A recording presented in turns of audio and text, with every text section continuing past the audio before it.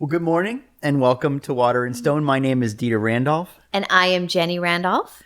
And we are back for the third week in our Meaningfulfilled workshop series. And as you know, the first week is a presentation where I stand up and I do a workshop. And then weeks 2, 3, and 4 are a conversation where we try to unpack some of the ideas. We answer some of the questions that have been sent in, that sort of thing. And the overarching theme is the first week of the discussion is about the big picture. The second week, like today, is about how it feels in your heart, in your life, getting your act together. And then the final week of discussion has to do with living this out in the world. And so that's what you can expect. I just want to remind everybody that if you haven't already done so, the book, Meaningfullfilled. I was going to say, if you're ask for it by name. Yeah, if you're not going to plug it, I'm going to plug it. Yeah, I love it though. Yeah, it feels really good in your hands. You're going to want to touch it. You're going to want to buy it. It's just buy it for the tactile. Absolutely. And it's also an excellent paperweight. But anyway, thank you very much. We've gotten some great feedback from people. Please keep it coming. With no further ado, let's get right into it and have our opening prayer. God is and I am. I stand on holy ground. Right here and right now, there is truth. Right here and right now, there is freedom. Right here and right now, there is life. This is who I am. I am ready. From now on, I speak the truth. From now on, I choose freedom. From now on, this is my life. The unstoppable love of God prepares the way. I am ready. And so it is, and so it does. Amen. Now, one of the things that you didn't say is how they can purchase the book. So there's a couple of ways. You got to know a guy. Unfortunately, you do. You know His us, name is and Jeff we're gonna Bezos. and we're gonna exactly, and we're gonna tell you how to do it. So you can go to Amazon.com, obviously, but if you're really not wanting to go to Amazon and go through the whole search process, you can go to Dieter's website, waypastok.com, and he has a books page, and you can click on the link and you can pre-order it. It is going to be available September 1st, and you can pre-order it now. You can pre-order it now, and I think it is out on Kindle now. Yeah, so if you have a Kindle like I do, you can read it that way right now. But if you want an actual paper copy to hold in your hands, like you prefer that. I hate to admit We're it kind because of a separated household. There are because so many things about what we do where I really try to be environmentally conscious. We recycle everything. We compost. We pay attention to how often we drive the car. We do everything we can think to do. But it's a vice of mine. I really, really kind of need the paper book. I need to hold it, and I like to write in the margins and dog-ear the pages and all of that. I'm the opposite. I live and die by my Kindle. Well, I'll tell you what. There was a book that you ordered for me, and it came in the mail, and I was unpacking stuff, and it was a book, and I was like, oh, Dieter's reading this. He's like, no, I bought it for you, and I'm like, but I could have bought it on my Kindle. Yeah. So anyway, but I will say, at some point, when the world starts to open up again, and that's going to be before too long, we're going to have a book signing, maybe more than one, at some bookstores here in St. Petersburg, Florida, the finest city on the face of the earth. And so be on the lookout for that. I got to tell you, it's going to be real hard for me to sign your Kindle without also ruining it. So, That's true. Keep that in mind. That's true. I'll give you that. I think we complement each other well, as always. We're somewhere in the middle of all of this. It's okay. I'll save the planet for us. And I will ruin it to my utmost. Anyway, let's get started with today. And as Dieter said at the top of this video, we are talking about these ideas as it personally applies to you. So we're really a big hunk of the book is about here's how it ought to feel, and it's kind of an important thing. I think so often when you're on the spiritual path, when you're trying to figure it out, even in the self-help world, there's a lot of explanation and there's a lot of action, but there's not a whole lot in that middle piece, which is a really important piece, which is, well, how does it actually feel? What does it work like and feel like and think like, so to speak, in you? And so I think that there needs to be more attention paid to it. I paid a lot of attention to it in the book, and I'm so grateful for this conversation today. Yeah, and we want to start with the question today that you address in the book again. But the question overall is, why do you do the things that you do? Yeah. And this is, maybe the last time you were asked that question was when you were a teenager. Right. Why are you what's doing with the haircut this? and the tattoo? You're ruining your life. And the answer was like, well, I don't know. Yeah. I don't know why I'm doing anything. And to be honest, that might be the answer right now. I know that for me, at the beginning of this year, one of my quote unquote New Year's resolutions was to really be more intentional and to I think it's think secret about to a lot of things. Right. Why I was doing what I was doing.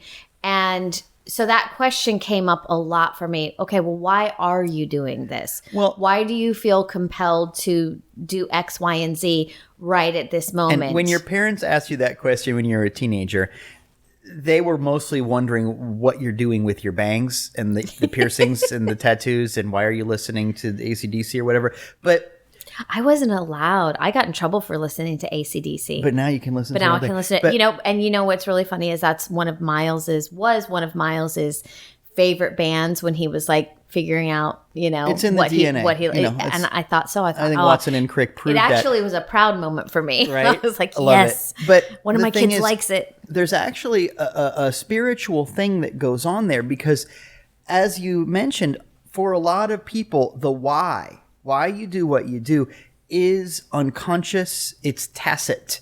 The idea is, well, I just do because I'm supposed to. Why do I work my job? Because I got to get paid. I need food. It's not a deep pursuit. Right. And I get that. But I got to say that happiness comes, fulfillment comes. The big things that you're really hungry for and homesick for come when you start to be a little bit more intentional. Take a minute and go, no, why am I doing this? It could be, for example, the reason you're angry with somebody isn't about anything that they did. It's about the way that you feel. And if you start to ask the question, you can start to locate the answer in, well, what if I felt differently about that? All of a sudden, I don't have to hate that guy. Little things like that. And the answer of why you do what you do can have a spectrum of specific answers. I do what I do because of this specific situation or this specific situation or this set of circumstances. But when you filter past the details, the why you do what you do question can really be put in one of two categories. There's really only two big answers to that question. And here goes. Do you do what you do to feel good, or do you do what you do to not feel bad? That's the thing. At the end of the day, that's it. Did you do what you do because you wanted to feel good, or did you do what you did because you didn't want to feel bad?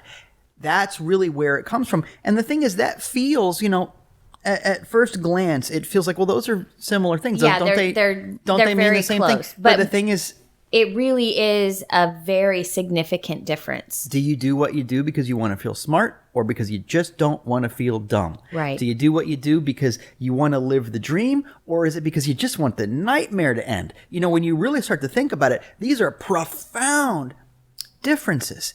And that difference, it can be huge in your life. There's a lot of people who get up extra early and work on their to-do list and listen to all the self-help tapes or CDs or MP3s or whatever in their car. And they're doing all the quote-unquote things, quote-unquote, right. But they're not doing it because they have a calling in their heart, because they want to do something big. They're doing it because they feel like they've got to earn the right to be happy. Yeah. Or something to that effect. Well, it reminds me of, we take walks in the morning several times a week. We typically walk for about 3 miles or so, and we get a cup of coffee at the end, and we have really good conversations, and it's good for our health, and it makes us feel good. It's a really good start to the day.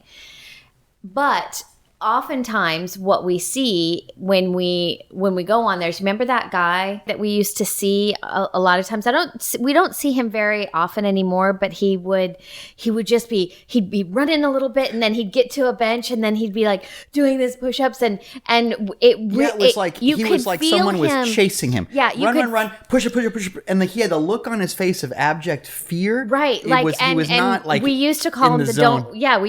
don't die guy. Yeah, because he was like, don't die. And it was so clear because here we were just kind of enjoying the morning, getting a good start to our day, getting some physical exercise. And you could see people who were working out way more vigorously than us, who looked like they were enjoying themselves. Yeah, exactly. But this guy, he just stuck out like a sore thumb because it was the don't die guy. Yeah. And he wasn't out there to enjoy the morning or even enjoying the exercise. He was out there to prevent something bad from happening. Well, and that's the thing. And it is a significant difference. If you live your life like you're trying to fill a hole, if I can just get these things done on my to-do list, if I can just make this amount of money, if I can get just get this person to pay attention to me, then I deserve to go to bed and rest that night and start this nightmare cycle all over again. And the thing is, if that is your paradigm, you'll always be filling that hole. It's bottomless.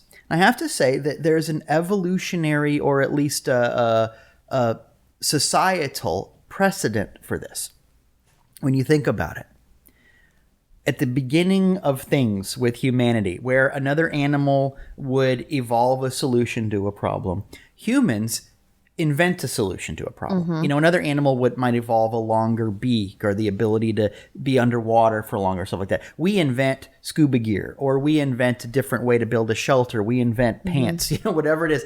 There's that kind of a feeling to it. And it's unique to humans, at least mostly, But when you really think about it, the goal behind those inventions is always the same. And the goal is, you made me think of it, don't die.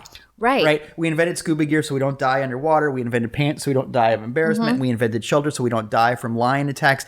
And don't die is fine. For a time. Yeah. When a certain period in the development of our species, don't die is fine. But don't die isn't great. Right. Don't die won't let you live. It'll just keep you from dying. And that is the same difference. I love that. Say that one more time. Don't die won't let you live. It'll just keep you from dying.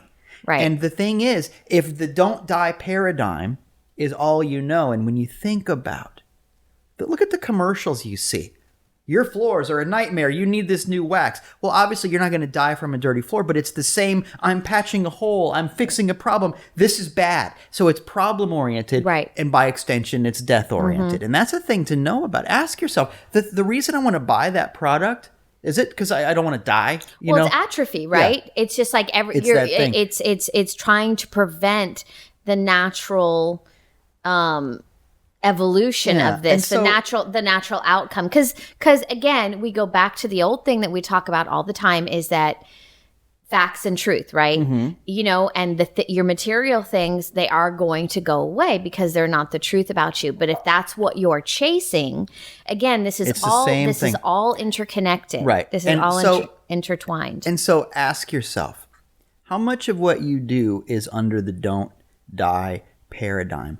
I argue here. Well, think about it. I'm laughing at myself because it seems silly, but it's like, as much as I try, I know that if I really sat down today and think about it, there's probably 5 things that are under the don't die category. And obviously, once again, you're not going to die from a dirty floor, but extend that out. Am I doing it? Yeah, exactly. Because I want to feel good, or because I don't want to feel bad? It's the same question with different words around it. And the problem is, we've got to evolve past the don't die paradigm, because it is time for us to truly live. When you think about it, there are very serious problems in our society. There's lots of people who don't have a roof over their heads, and we do want to address that. But by and large, as a culture, I'm not going to confront a lion today. You know what I mean? Right. We've solved a lot of those don't die problems. But if we keep thinking in that same pattern, all we're going to do, and if you think about it, you'll see that this is true, all we're going to do is keep inventing new adversaries, new problems, new diseases, new things like that. It happens. Look at the history of humanity. And that cycle is going to keep continuing where we make new bad guys because the don't die paradigm is an adversarial paradigm. We're going to keep inventing reasons to hate and fear something. And that is at the core of a lot of the problems that we face as individuals, that we face as a society, and so on. So here's the alternative. Decide that you can do something that makes you live instead of something that just keeps you from dying. This is a huge difference and a huge deal. And I've talked to a lot of people about the why you do what you do question. And at the end of the day, like I said, different people have different vocabulary around it.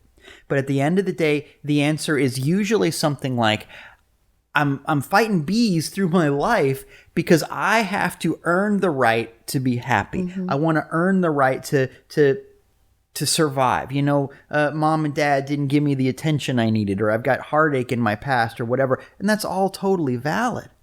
But you're always going to be fighting that same battle until you decide this very simple thing. Are you ready? This is something to write down. Meaning is not earned.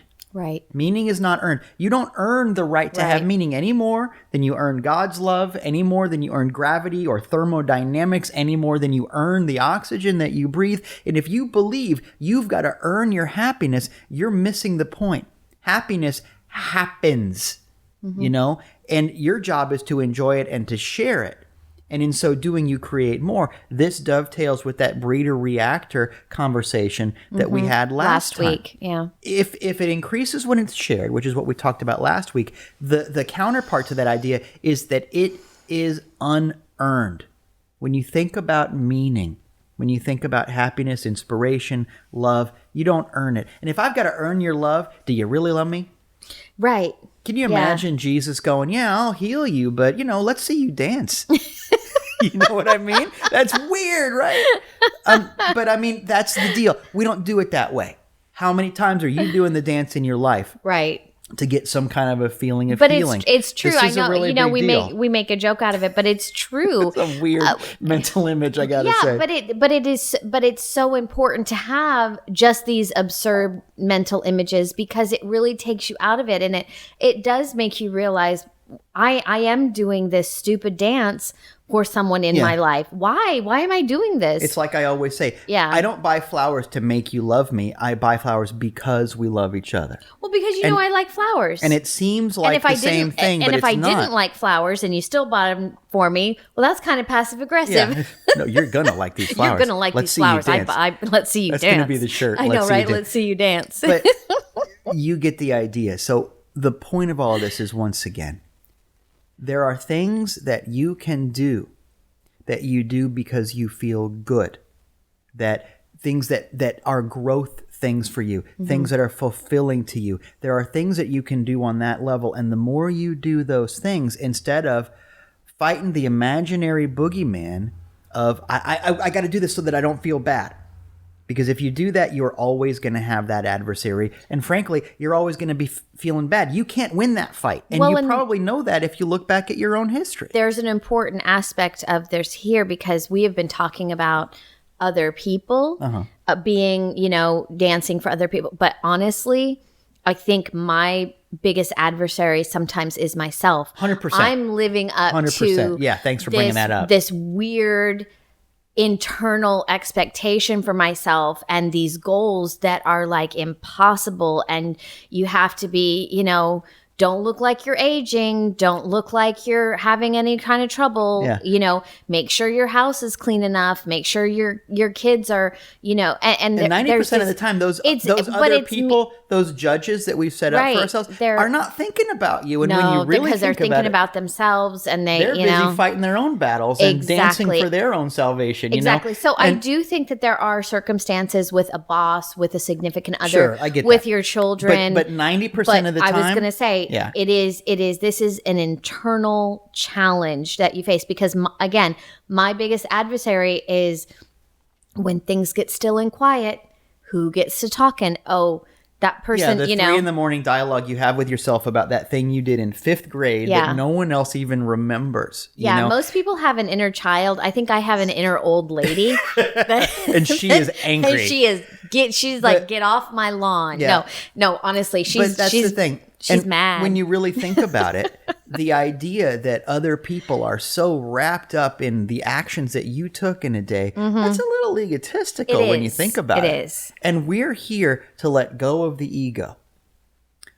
Doing what you do to not die is like saying, I don't want my ego to end, because that's the death that we're talking about. And so it's the existential death. It's the existential death, the death of the ego. And so we're going to get to the place where we go, you know what? I don't care what happens to me. I've got to do this thing that's in my heart to do. That's the hero moment. And that's what's on the table right now. So once again, why do you do what you do? I just realized that this is an amazing excuse for when I have my crazy ideas and my things like that. I'd be like, Dieter, you told me I got to do this. This is how I feel alive. This is... And then I'm outside painting something. Right, yeah, it's fair. Is it? Don't you feel alive too? Because now you're doing no. And I think it's just the fumes. Yeah, but probably. No, I get your meaning, but it's worth it to get to that place. Agreed. And part of that has to do with not caring about what other people say. Care about the people, but don't care about what they say. Don't care about what they think. And that sounds flippant and it sounds really easy. Like, well, I don't care about what people say. And come on now. I want you to be real honest with yourself. You do. You care about what your neighbors think. And you care about what other people and your peer group and things like that. Just have a moment. You don't have to say it out loud, but just have a moment of honesty with yourself right now that, everybody cares about what people think to a certain extent. What I'm saying is, I've got a couple of people in my life who, I have a lot of heroes, but I have a couple of people in my life who are absolutely heroic in how weird they are. I know a guy who is a poet and a performance artist, and he is wonderful and brilliant. And I talk to him now and again, and every time I talk to him, he's doing something completely weird. I'm like, how do you even make a living doing these things? And my judgment is this is not responsible or reasonable. And yet every time I see him or talk to him, he's thriving and flourishing. Yeah. It would not surprise me at all to see him on television, or also to see him building a house on the median strip of a highway, which you're not supposed to do. It doesn't mean anything for him to live by someone else's rules. And I think that that's really heroic. Care about people, but don't be defined, that's the difference, by what they say and do and think. And that change in attitude will shift something in your heart, because just as we said a moment ago, you are your own worst judge, your inner old lady, your inner get off. Well, I don't know if you remember the workshop that we did with the labels thing for the teenagers. I do. Yeah, that was a long time ago. Yeah. The basic idea was we had a sheet of like pretty good sized stickers. And we had the teens write on the stickers. We passed out all the labels. We passed out Sharpies or whatever.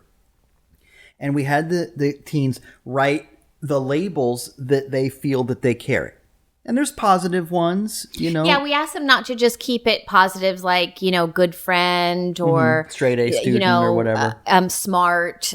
We asked them to write on them things that maybe something that their parents or somebody in an authority role had told them that didn't feel very good. What are people saying about you? That kind of stuff. Yeah. People say that I'm lazy. People call me a liar. People call me a witch with a B, kind of an idea. We let them really just sort of unleash and write all of these labels down. It was interesting because I think it was cathartic for the teens to write those things, but smart teens, you could see the wheels turning, that they were expecting that, okay, now I'm going to put these on myself and it's going to feel good when I take them off or whatever. But what we did instead was, you're going to walk around the room and put those labels on other people. Yeah. And really feel how you feel to put that on somebody else. And it was super easy for them to put on smart on somebody, or motivated, or so most people or pretty, had or the bad half of their sticker sheet left way till the end.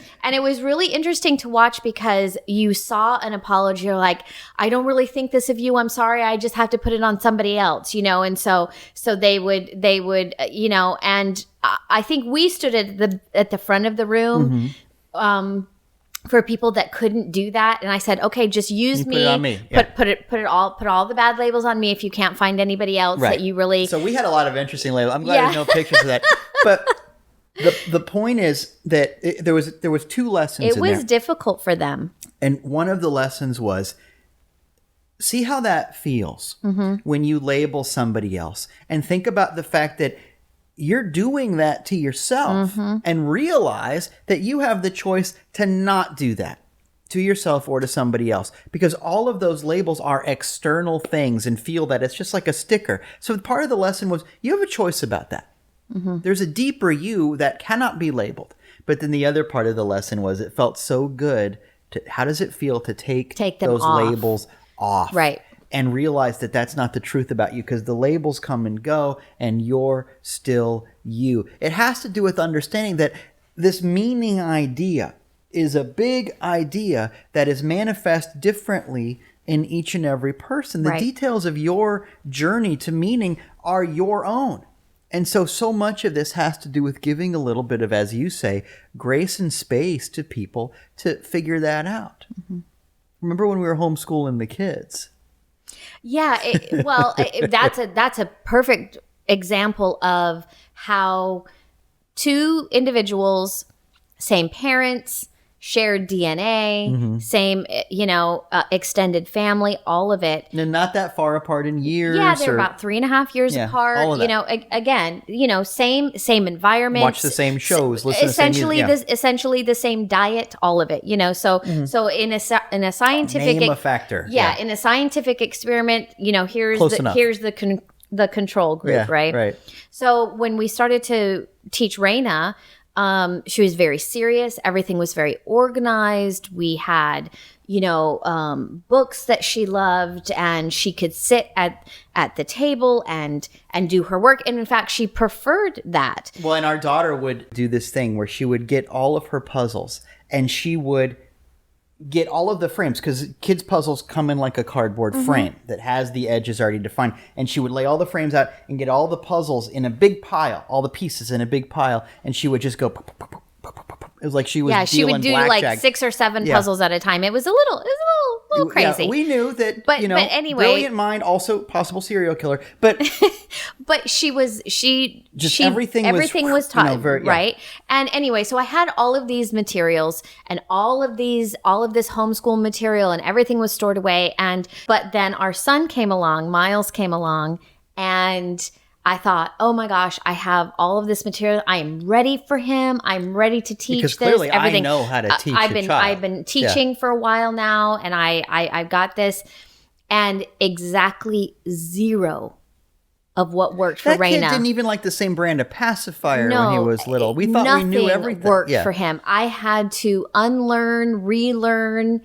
He didn't like the same kind of books that Raina liked. No, he wasn't interested in puzzles at all. He did everything completely different. Even down to the point where Raina, and I did test the kids about how there's certain tests that you can do when you're starting homeschooling or when you're starting schooling. Are they auditory? Are about they visual? How they learn. Are they visual? Are they auditory?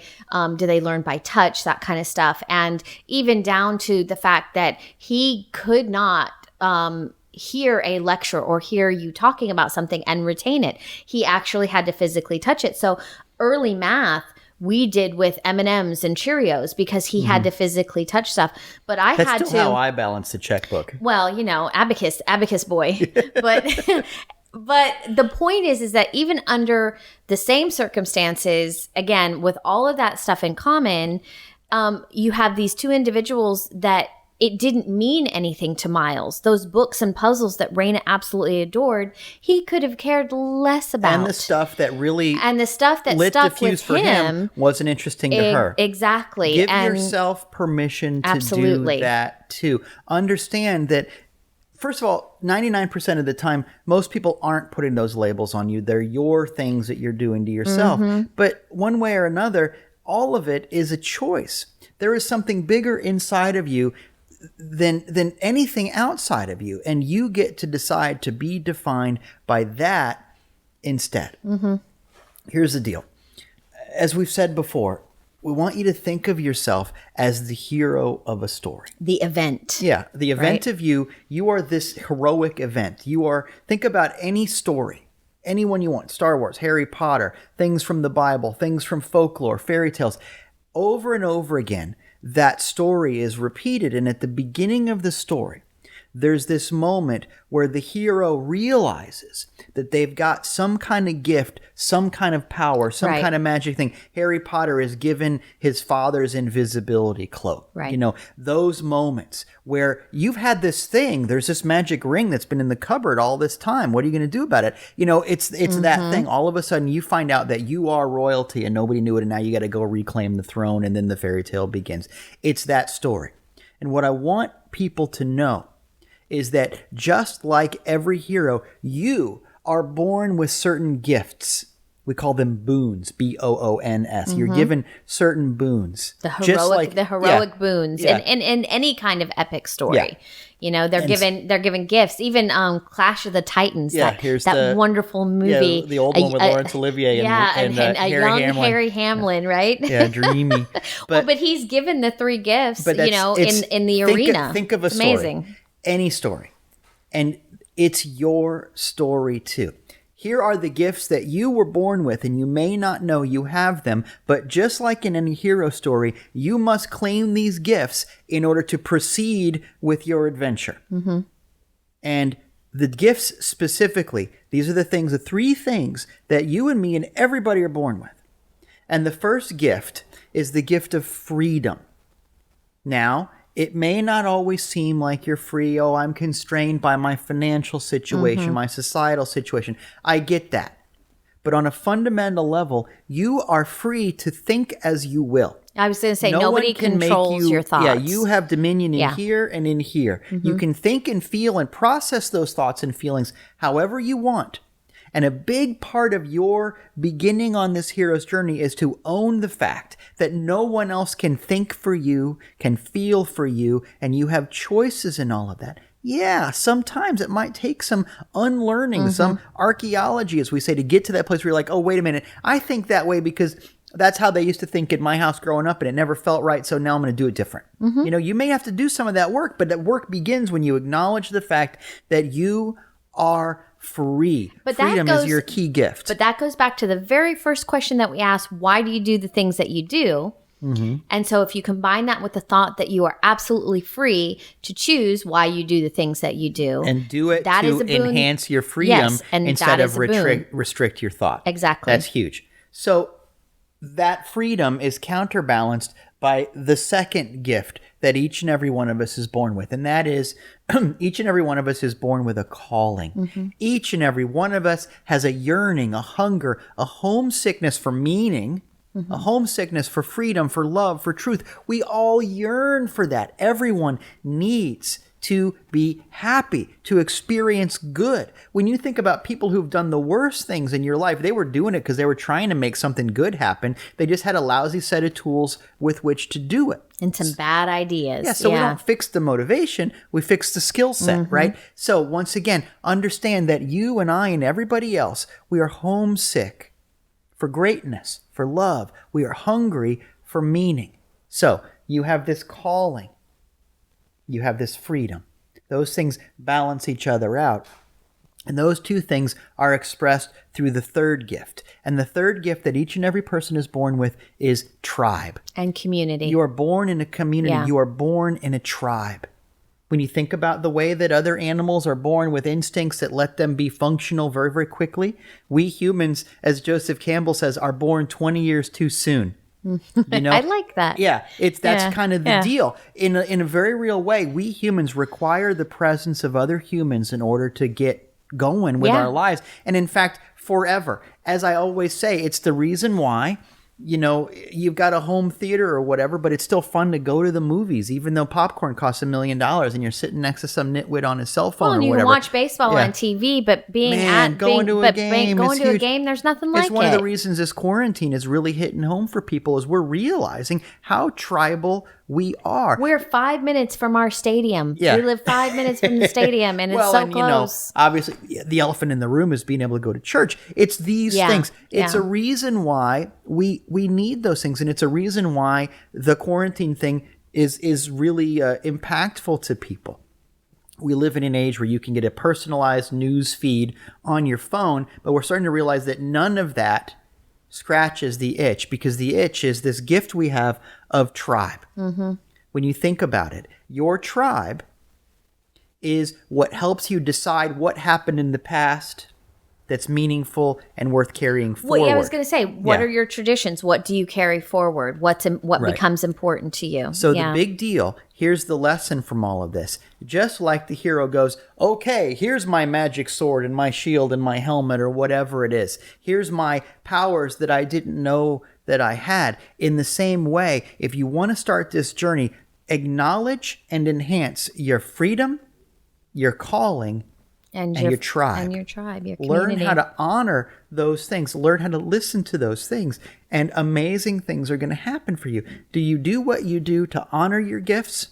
Or do you do what you do to try and stay small? Because make no mistake, each and every one of us is on a journey. And just like every hero's journey, it starts in a hostile, boring place. Mm-hmm. The hero's journey starts in a place that I call have to. Why do I do my job? I do it because I have to. I have to pay the bills. I have to put up with these people. I have to wash the dishes. And everybody's got have-tos in their lives. Have-tos are part of life. Yeah. But there's an amazing thing that happens when we move out of the land of have to and into the world of want to. Want to is the place where I do what I do because I want to. I want to. This feels good to do. I do what I do because this makes sense to me to do. Nobody's telling me to do it. I'm doing it because I want to do it. Mm-hmm. And that's a beautiful thing. The difference between want to and have to is monumental. It's revolutionary. It's huge. And I got to tell you, most self-help books that you read are there to help you get out of have to and into want to. Yeah. But here's the problem with want to. Want to should only be the middle point in the journey. It should not be the end of the journey. Because want to is the land of ego. Because I'm only doing what I want, and you don't know everything. Want to people are never going to be completely happy because they're too busy looking at their reflection in the mirror and taking selfies. Want to people have a happier life than have to people, but want to people are bound to be frustrated because there is another land just beyond the horizon. It is the land of called to. Yeah.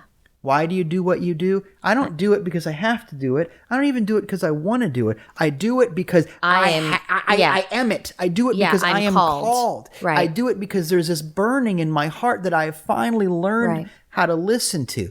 And if you want to be that hero, if you want to complete this journey, ask yourself, what am I called to do? It might not be a long list right now, but as we said last time, get good at developing that muscle. There are things you're called to do. Generically, you're called upon to love and be loved. You're called upon to grow. You're called upon to understand and feel your way through this life. What are the things that are more specific to your situation that can help you do that? God has given you 3 gifts. Honor those gifts, and you'll be on the way to something amazing. And with that in mind, I want to thank you for all of the amazing feedback that we've gotten. Keep it coming. I want to thank you for buying the book and all of that. Thanks for all the people who have said they've pre-ordered. Thanks for spreading the word and sharing that. And most of all, thank you for supporting this church. Mm-hmm. You can do that by going to donate.waterandstonechurch.com. Let's take our opportunity to give together. God is my source, my unending supply. With this gift, I carry my gratitude into action. God's blessings flow through me and fill my world. I give and I live with radical joy. And so it is, and so it does. Amen. Amen. And finally, I want to remind you that wherever you are watching this, you're not alone, because around here we pray as a family. Let's say our dedication prayer together. God, I'm ready for change. My heart is open. I'm not afraid anymore. My life is in peace and on purpose. Amen. Amen. Now go show the world what love looks like today.